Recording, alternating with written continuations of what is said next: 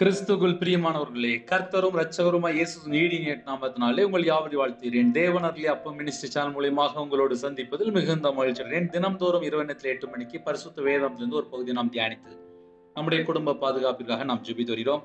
1 பேதுரு 3ஆம் அதிகாரம் 12ஆம் வசனத்திலே, கர்த்தருடைய கண்கள் நீதிமான்கள் மேல் நோக்கமாய் இருக்கிறது, அவருடைய செவிகள் அவர்கள் வேண்டுதலுக்கு கவனமாய் இருக்கிறது, தீமை செய்கிறவர்களுக்கோ கர்த்தருடைய முகம் விரோதமாய் இருக்கிறது. ஹல்லேலூயா. கிறிஸ்துவுக்குள் பிரியமானவர்களே, பரிசுத்த வேதாகமத்திலே அநேக காரியங்கள் எழுதப்பட்டிருக்கு. இரவு நேரத்திலே ஒரு சின்ன வசனத்தை எடுத்து நம்ம தியானிக்கும் போது எனக்கும் தேவனுக்கும் நடுவுல ஏதாவது இருக்கா? இரவு நேரத்துல நம்ம படுத்து தூங்குறதுக்கு முன்பாக இப்படி நம்ம கொஞ்சம் ஆராய்ந்து பார்த்தால் நலமா இருக்கும். கர்த்தருடைய கிருபையினாலே வேற வேற தேசத்துக்குள்ள இணைந்திருக்கிறீங்க. எனக்கும் தேவனுக்கும் நடுவில் ஏதாவது காரியம் இருக்கா? கர்த்தருடைய கண்கள் நீதிமான்கள் மேல் நோக்கமாய் இருக்கிறது. ஒரு மனுஷனை இயேசு கிறிஸ்து ராஜா நீதிமானாக மாற்றுகிறார். தன் பாவத்தை அறிக்கை செய்து விட்டு மனம் திரும்பி இயேசு சொந்த இரட்சகராய் ஏற்றுக்கொண்டு அவருக்காக வாழணும். நிறைய குடும்பத்துல இணைந்திருக்கிறீங்க. இரவு நேரத்துல நம்ம என்ன யோசித்து பார்க்கலாம் அப்படின்னா, என் இருதயம் தேவனோடு கனெக்டிங்ல இருக்கா? நம்ம இந்த பூமியில தான் வாழ்றோம். எல்லா வீட்டுக்குள்ளயுமே சில பிரச்சனைகள் இருக்கு. பரிசுத்தமுள்ள ஓய்வு நாள்ல ஆலயத்துல போய் ஆராதிச்சா கூட மற்ற 6 நாள் உலகத்துக்குள்ள புறப்பட்டு போகும்போது உலகத்துல சிற்று இன்பத்திலே சில குடும்பத்துல சிக்கி கொள்றாங்க. மோக இச்சையிலே சில குடும்பத்துல சிக்கி கொள்றாங்க. துர் இச்சையிலே சில குடும்பத்துல சிக்கி கொள்றாங்க. அருவருப்பான காரியத்திலே சில குடும்பத்துல சிக்கி கொள்றாங்க. ஆனா ஒரு சில ஜனங்கள் பரிசுத்தத்தை பாதுகாத்துக் கொள்றாங்க. நீதிமான் அப்படின்னு சொல்லும்போது தேவன் அருளிய வேதம் அவங்களுடைய இருதயத்துக்குள்ளே இருக்கிறது. அப்ப நீதிமான இதயத்துக்குள்ள என்ன இருக்கு அப்படின்னா, தேவன் அருளிய வேதம் இருக்கும். கர்த்தருடைய கண்கள் நீதிமான்கள் மேல் நோக்கமா இருக்கிறது அப்படின்னா, பைபிள்ல வசனம் நம்ம இருதயத்துக்குள்ள இருக்கும். எல்லாருடைய வாழ்க்கையிலுமே குறைகள் உண்டு. இந்த பூமியில ஒருவனும் நீதிமான் அல்ல என்று வேதம் சொல்கிறது. ரட்சிக்கப்பட்ட பின்பாக மனம் திரும்பி கர்த்தருக்காக வாழ ஆரம்பிப்பாங்க. வசனத்தை ஏற்றுக்கொண்டு 30, 60, 100மாக ஒவ்வொரு குடும்பத்திலே கர்த்தருடைய வார்த்தைக்கு செவி கொடுத்து வாழ்ந்துட்டு இருப்பாங்க. கர்த்தருடைய வார்த்தை நம்ம இதயத்துக்குள்ள இருக்கும்போது நம்ம எப்படி நடக்கிறோம், எப்படி வாழ்றோம், அந்த வசனம் தான் நமக்கு வெளிச்சமா இருக்கும். வசனம் காலுக்கு தீபமா இருக்கிறது என்று வேதம் சொல்கிறது. அப்போ இரவு நேரத்துல செய்தி என்ன அப்படின்னா, கர்த்தருடைய கண்கள் நீதிமான்கள் மேல் நோக்கமா இருக்கிறது. 24 மணி நேரம் என் வாயில நான் என்ன பேசிட்டு இருக்கேன், என் கண்ணுனால நான் என்ன பண்ணிட்டு இருக்கேன், என் கையினால நான் என்ன செஞ்சுட்டு இருக்கேன், என் காலுனால நான் எங்கெல்லாம் புறப்பட்டு போறேன், என் இருதயத்துக்குள்ள எதெல்லாம் தந்திரமா இருக்கு, எதெல்லாம் நான் ஒளிச்சு வச்சிருக்கேன், கர்த்தருக்கு பிரியமில்லாமல் எதெல்லாம் காரியம் சொல்லி பரலோகத்துல தேவன் பார்த்துட்டு இருப்பாரு. அப்ப நைட் நேரத்துல நம்ம எப்படி யோசித்து பார்க்கலாம் அப்படின்னா, என் கண்ணுனால தேவையில்லாத அசுத்தமான காரியம் இருக்கா? இதை நம்ம செக் பண்ணி பார்க்கணும். இதெல்லாம் நீங்க டெய்லி செக் பண்ணி பார்க்கலாம். சிந்தனையில தீமையானதை நான் யோசிச்சுட்டு இருக்கிறேன்னா, இது 2வது செக் பண்ணி பார்க்கலாம். வாயினால எத்தனை வார்த்தைகள் நான் தேவையில்லாம பேசிட்டு இருக்கேன், இதை நம்ம செக் பண்ணி பார்க்கலாம். அடுத்தாப்புல என் இருதயத்துல கர்த்தருக்கு பிரியமில்லாமல் என்னென்ன காரியம் இருக்கு, அதை நம்ம செக் பண்ணி பார்க்கலாம். ஒரு குடும்பத்துல ஜெபிக்க வரும்போது சொன்னாங்க, நாங்க வேலைக்காக கொஞ்சம் பணம் கொடுத்தோம் அப்படின்னாங்க. அப்படியா? அப்படின்னு. அதுக்காக அப்படின்னாங்க. லஞ்சம். அப்போ கையினால பரிதானம். அடுத்தாப்புல கால் கர்த்தருக்கு பிரியமில்லாத இடத்துல போய் நிற்கும். அது ஒயின் ஷாப்பா இருக்கலாம், தேவையில்லாத ஃப்ரெண்டா இருக்கலாம், தேவையில்லாத வீடா இருக்கலாம், எங்கேயாவது போய் கால் நிற்கும். அப்போ நைட்டு படுத்து தூங்கும்போது இன்னைக்கு என் வாழ்க்கையில நான் எங்கெல்லாம் மிஸ்டேக்கா இருக்கேன், எங்கெல்லாம் குறையா இருக்கேன், எங்கெல்லாம் தப்பு பண்ணிட்டு இருக்கேன், என் வாழ்க்கையில எத்தனை குறை இருக்கு, இதை நம்ம செக் பண்ணி பார்க்கணும். இதை ஏன் நைட் நேரத்தில் உங்களுக்கு சொல்ல வேண்டியிருக்கு அப்படின்னா, நைட் நேரத்தில் என்ன ஜெபம் பண்ணணும், என்ன ஜெபம் பண்ணணும், என்ன ஜெபம் பண்ணணும். நைட் நேரத்தில் ஒரு சின்ன 2 நிமிஷம் ப்ரேயர் பண்ணிடலாம், சரி. ஆனால் நம்ம இருதயத்தில் கர்த்தரை விட்டு தள்ளி போற காரியம் எத்தனை காரியம் இருக்கு தெரியுமா? இதயத்துல வேற யாரையா யோசிச்சுட்டே இருப்பாங்க. அவன் அப்படி பண்ணிட்டான், அவன் அப்படி பண்ணிட்டா, பணம் வாங்கினது தரல, திருப்பி கொடுக்கல, என்னை ஏமாத்திட்டான், என் சொத்தை ஏமாத்திட்டான், என்னை ஏமாத்திட்டான், என்னை ஏமாத்திட்டான். சில குடும்பத்தில் ஏமாந்துருவாங்க, சில குடும்பத்தில் கொள்ளை அடிச்சிருப்பாங்க, களவாண்டு சொத்து செய்திருப்பாங்க, பணம் சம்பாதிக்க பொய் பேசிட்டே இருப்பாங்க. இதெல்லாம் நைட் நேரத்தில் உட்காந்து யோசிச்சுட்டு இருப்பாங்க. ஒரு மனுஷன் நைட்டு படுத்து தூங்கும்போது கர்த்தருக்கு பிரியமில்லாமல் எத்தனை காரியம் என்னுடைய வாழ்க்கையில இருக்கு அப்படின்னு சொல்லி ஒரு உணர்வு. ஏன்னா என் வாழ்க்கையில நான் வியாபாரத்திலேருந்து முழு நேர ஊழியத்துக்கு வரும்போது எனக்கு அவ்வளோ ஒன்றும் தெரியாது. ஆனால் ஊழியத்துக்குள்ளே வந்ததுக்கப்புறம் சர்ச்சில் வேலை பார்த்து பைபிள் காலேஜ் படித்து முழு நேர ஊழியத்துக்கு வந்ததுக்கப்புறம் பைபிள் வாசிக்கும் போது ஒவ்வொரு வசனத்தை தியானிக்கும் போது வசனம் இப்படி எழுதப்பட்டிருக்கு, என் வாழ்க்கை அப்படி இல்லையே. வசனம் இப்படி எழுதப்பட்டிருக்கு, என் வாழ்க்கை அப்படி இல்லையே. நன்மை செய்யணும்னு சொல்லி போட்டிருக்கு, அப்போ என் வாழ்க்கையில் நான் தீமை செஞ்சுட்டேனே, நான் தீமையை யோசித்துட்டேனே, அப்போ நான் தப்பாக வாழ்ந்துட்டேன்னு சொல்லி குத்தப்பட்டவனாக மனம் திரும்ப ஆரம்பித்தேன். பரிசுத்தமாக வாழ வேண்டும் என்று வேதம் சொல்கிறது. பரிசுத்தமாக வாழ்றது என்ன? 24 மணி நேரமும் பரிசுத்தமாக வாழணும்.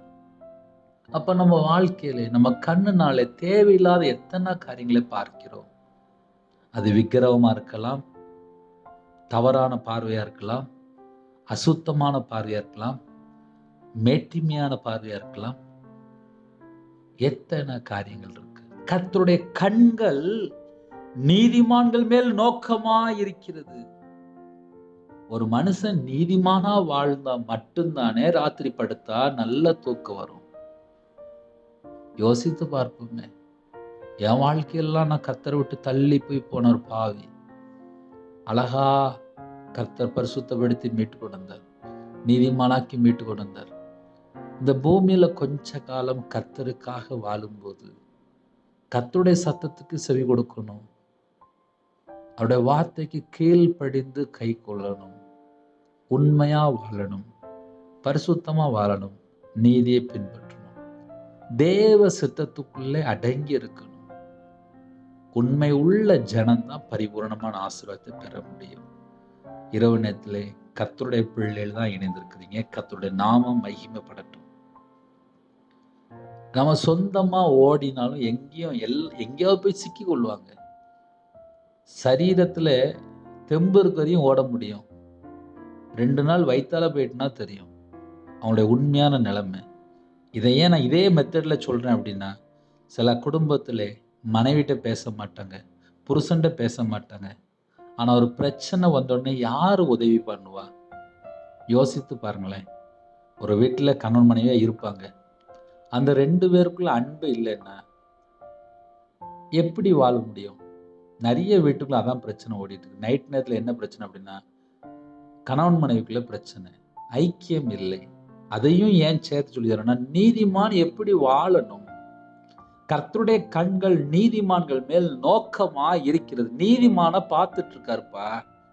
இன்னைக்கு செய்தி என்னன்னா, நீதிமான கர்த்தர் பார்த்துட்டு இருக்காரு, ஒரு மனுஷன் பார்க்கல.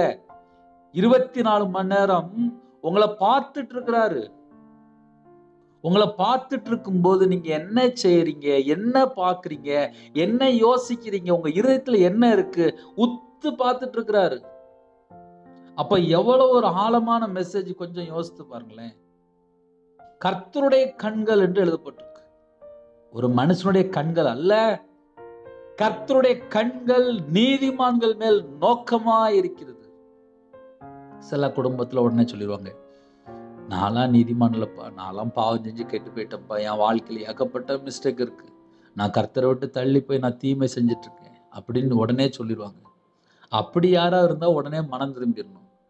ஒரு பாவி மனம் திரும்பினால் பரலோகத்துல மிகுந்த சந்தோஷம் என்று எழுதப்பட்டிருக்கு. அப்ப துன்மார்க்கமா வாழும்போது தான் பிரச்சனை ஜாஸ்தி. ஒரு மனுஷன் மனம் திரும்பி, அப்பா என் பாவத்தை மன்னிச்சிருங்கப்பா, என்னை மன்னிச்சிருங்கப்பா, என்னை மன்னிச்சிருங்கப்பா, என்னை மன்னிச்சிருங்கப்பா, என்னை மன்னிச்சிருங்கப்பா அப்படின்னு சொல்லி தாழ்த்தியாச்சுனாலே போதும், நம்ம குடும்பத்தை கர்த்தர் ஆசீர்வதிப்பார். இரவு நேரத்திலே இன்னும் கூட கொஞ்சம் நம்ம ஆழமா சொல்லணும் அப்படின்னா, அவருடைய செவிகள் அவர்கள் வேண்டுதலுக்கு கவனமாய் இருக்கிறது. ஒரு மனுஷன் நீதிமானா வாழ்ந்துட்டு போய் முழங்கால் போட்டு ஜெபம் பண்ணினால், அவங்க வாயை திறந்து ஜெபிக்கும் போது அந்த ஜெபம் உடனே அவருடைய செவிகள்ல போய் கேட்கும். அவருடைய செவிகள் அவர்கள் வேண்டுதலுக்கு கவனமா இருக்கிறது. அந்த வேர்டை நல்லா கவனிச்சு பார்க்கணும். ஒரு நீதிமானா வாழ்ந்துட்டு நம்ம ஜெபிக்கும் போது அவருடைய செவிகள் என்று எழுதப்பட்டிருக்கு. கர்த்தருடைய செவிகள் நம்ம சத்தத்தை கேட்கறதுக்கு கவனமா இருக்கிறது. ஹல்லேலூயா. நீங்க நீதிமானா வாழ்ந்தால் உங்க ஜெபத்தை கேட்கறதுக்கு கர்த்தர் கவனமா இருக்கிறார். உங்களை பார்க்கிறாரு. உங்களுடைய ஜெபத்தை கவனமா கேட்பாரு. நைட் நேரத்துல சோர்ந்து போக வேண்டாம். கடன் பிரச்சனை நிறைய வீட்டுல இருக்கு. என் வாழ்க்கையில நான் கடன்ல ரொம்ப கஷ்டப்பட்டவன். என் வாழ்க்கையில ரொம்ப பிரச்சனை உண்டு. உபத்திரத்தின் வழியா தான் நான் கடந்து வந்தேன். ஒவ்வொரு நாளுமே எனக்கு பிரச்சனை உண்டு. இந்த பூமியில வாழ்ற எல்லாருக்குமே ஒவ்வொரு காரியத்திலும் பிரச்சனை உண்டு. நைட் நேரத்துல நம்ம என்ன யோசிப்போம்? என் வீட்டுல எனக்கு இது வேணுமே, என் குடும்பத்துல இது வேணுமே, என் வாழ்க்கையில எனக்கு தேவை இருக்கு. படிக்கிற பிள்ளைகள் அம்மா அப்பா அவங்க என்ன யோசிப்பாங்க? காலேஜ் ஃபீஸ் கட்டணுமே, ஸ்கூல் ஃபீஸ் கட்டணுமே, அடுத்த மாசம் வந்துட்டுனா போதும், பணம் இவ்வளோ ரூபா வேணுமே. இப்பவுமே வருத்தப்பட ஆரம்பிச்சிடும். ஸ்கூல் ஃபீஸ் இவ்வளோ ரூபா கொடுக்கணுமே, புக்குக்கு இவ்வளோ ரூபா பணம் வேணுமே, ட்ரெஸ்ஸுக்கு இவ்வளோ ரூபா பணம் வேணுமே. நிறைய குடும்பத்துல யோசிப்பாங்க. வெளியே தெரியாது. வெளியில பார்த்தா சிரிச்சு பேசுற மாதிரி இருக்கும். ஆனா ஒவ்வொரு மாசமும் பணம் தேவை. ஒவ்வொரு வீட்டுக்குள்ளயுமே பணம் தேவை. சில வீட்டுல விதவையா இருக்காங்க. பிள்ளைகளை படிக்க வைக்க முடியல. பேரம்பேத்தி இருப்பாங்க. பணம் தேவைப்படும். அப்ப அந்த குடும்பம்லாம் நைட் நேரத்துல என்ன பண்ணுவாங்க? கண்ணீர் வடிச்சிட்டு இருப்பாங்க. ஒரு வாலிப பிள்ளை இருக்கும். கல்யாணம் முடிக்கிறதுக்கு கொஞ்சம் நகை தேவைப்படும், கொஞ்சம் பணம் தேவைப்படும். பிள்ளை பார்த்தா வயசு கூடிட்டு இருக்கும். அவங்க அம்மா அவங்க அப்பா எவ்வளவு வருத்தப்படுவாங்க. சில வீட்டுல கணவர் இல்ல, விதவையா இருக்காங்க, திக்கற்ற பிள்ளையா இருக்காங்க, ஏழை எளிய ஜனமா இருக்காங்க. நல்ல மாப்பிள்ளை வருது, ஆனா நகை இல்ல. எத்தனை குடும்பத்துல கண்ணீர் வடிச்சிட்டு இருப்பாங்க நைட் நேரத்துல. இந்த இரவு நேரத்துல யாரெல்லாம் நீங்க இணைந்திருக்கிறீங்களோ, எந்த சூழ்நிலை இணைந்திருக்கிறீங்களோ தேவனுக்கு தெரியும். இன்னைக்குள்ள செய்தி என்ன பிரதர் அப்படின்னா, நீங்க ஜெபித்தால் உங்க ஜெபத்துக்கு பதில் வரும். கண்ணீர் வடித்து ஜெபிக்கிறீங்களா? உங்க ஜெபத்துக்கு பதில் வரும். வாழ்க்கையில பிரச்சனையா இருக்குன்னு சொல்றீங்களா? நீங்க ஜெபித்தா பதில் வரும். கர்த்தருடைய கண்கள் நீதிமான்கள் மேல் நோக்கமா இருக்கு.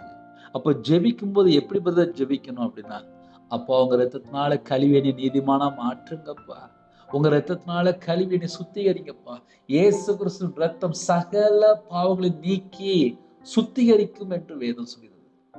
உங்க ரத்தத்தினால கழுவி என்னை சுத்திகரிங்கப்பா. உங்க ரத்தத்தினால கழுவி என்னை சுத்திகரிங்கப்பா. நான் தேவையில்லாத வார்த்தை பேசிட்டேன்ப்பா. என் கண்கள்ல சில பாவம் இருக்குப்பா, என் இருதயத்துல சில பாவம் இருக்குப்பா, என் சிந்தனையில சில பாவம் இருக்குப்பா, என் கையில சில பாவம் இருக்குப்பா, என் கால்ல சில பாவம் இருக்குப்பா. நான் இன்னும் பரிபூரணம் ஆகலப்பா. என்னை உங்க ரத்தத்தினால கழுவி சுத்திகரிங்கப்பான்னு சொல்லி எந்தெந்த குடும்பத்துல எந்தெந்த பிரச்சனையோடு இருக்கிறீங்களோ ஒருமனப்பட்டு நம்ம ஜெபிக்கும் போது நம்மளை சுத்திகரிப்பார், நம்மளை நீதிமானா மாற்றுவார். கர்த்தருடைய கண்கள் நீதிமான்கள் மேல் நோக்கமா இருக்கிறது. நம்ம நீதிமானா மாறியாச்சுனாலே நம்ம பரலோகத்துல ஜீவ புஸ்தகத்துல நம்ம பேர் எழுதி வச்சிருப்பாரு. எவ்வளவு ஆசீர்வாதம் தெரியுமா? சந்தோஷமா இருக்கும். அந்த வாழ்க்கையே சந்தோஷமா இருக்கும்.